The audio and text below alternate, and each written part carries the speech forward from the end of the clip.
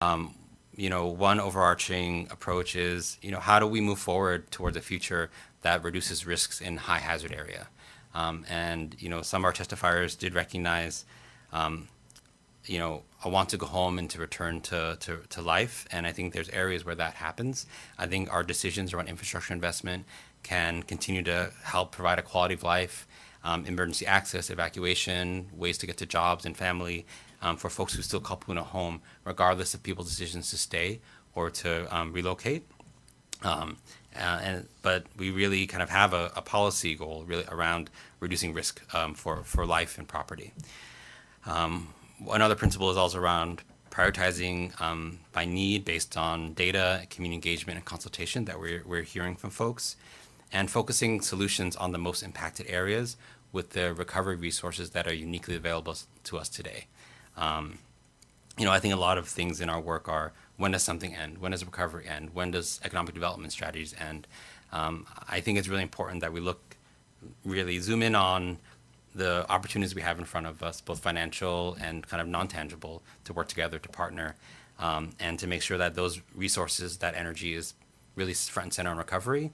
And if there's lessons learned or funds or experiences to leverage in other challenges we may face as a county, that's a kind of a different level of conversation. We're in a recovery mode. I'm a recovery officer. Regarding the different funding streams,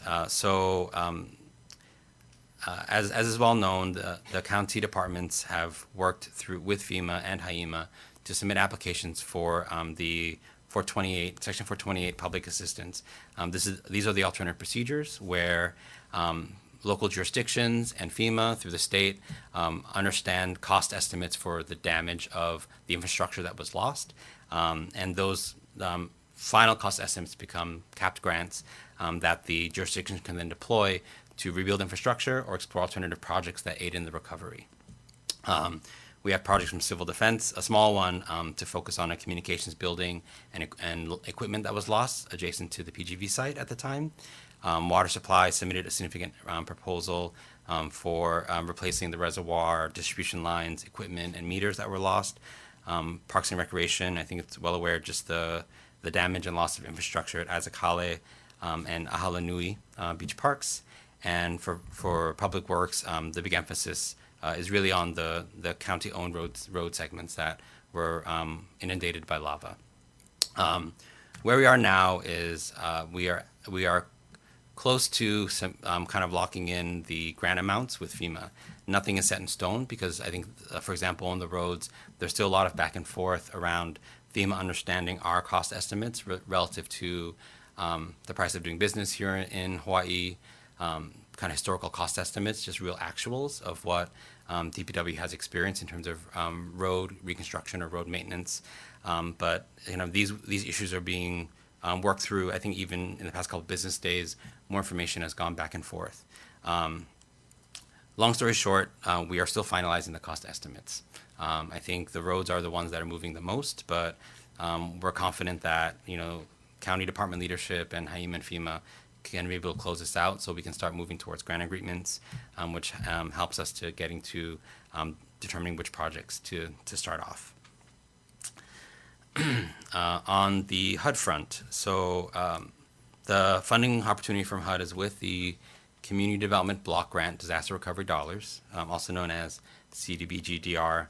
HUD has made it clear that our final allocation that we can anticipate is $83,841,000.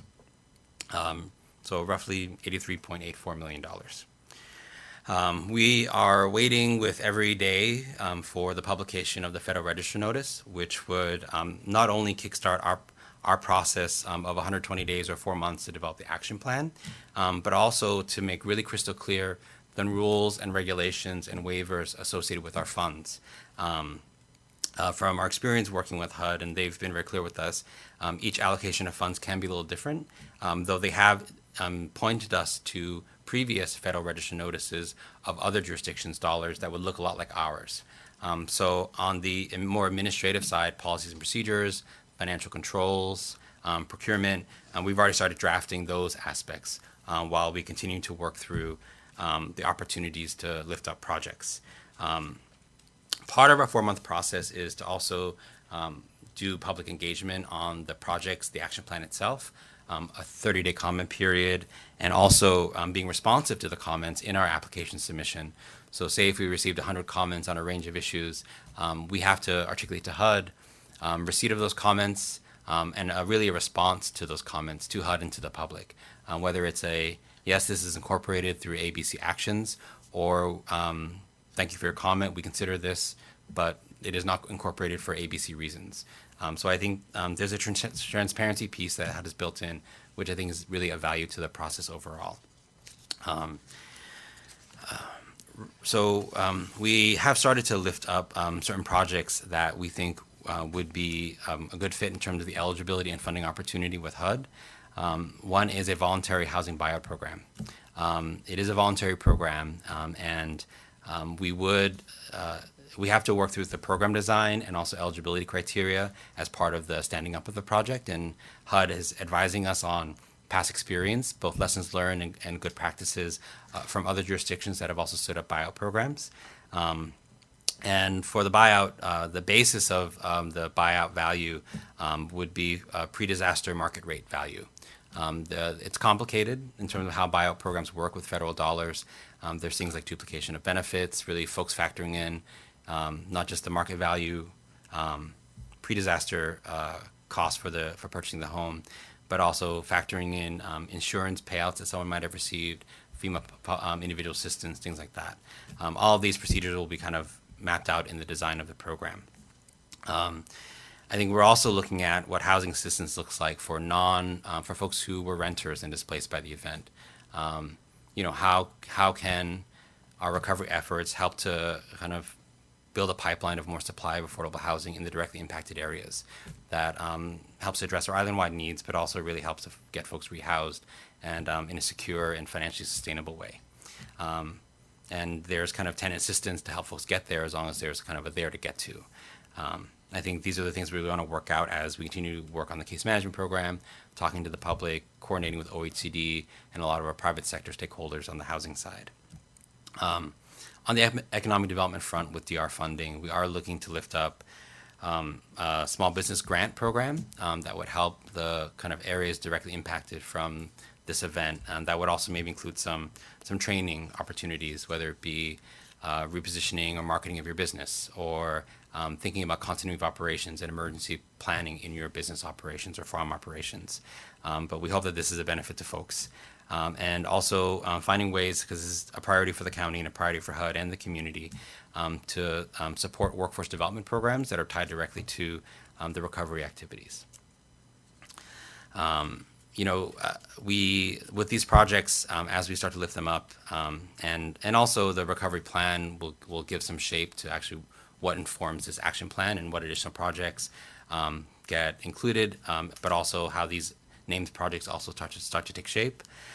HUD is our funder, and so for any of us who's ever worked with funders, they also have to fit into eligibility requirements and policy issues that we as a community have to kind of really look at to kind of make them eligible and to apply, and especially around kind of federal rules and regulations that apply to each of these projects. For example, any individual beneficiary of HUD funding needs to go through an environmental review process.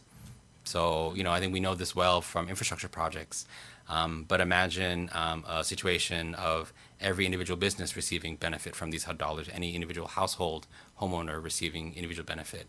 We'll find a way to streamline it because I think there's good practice out there.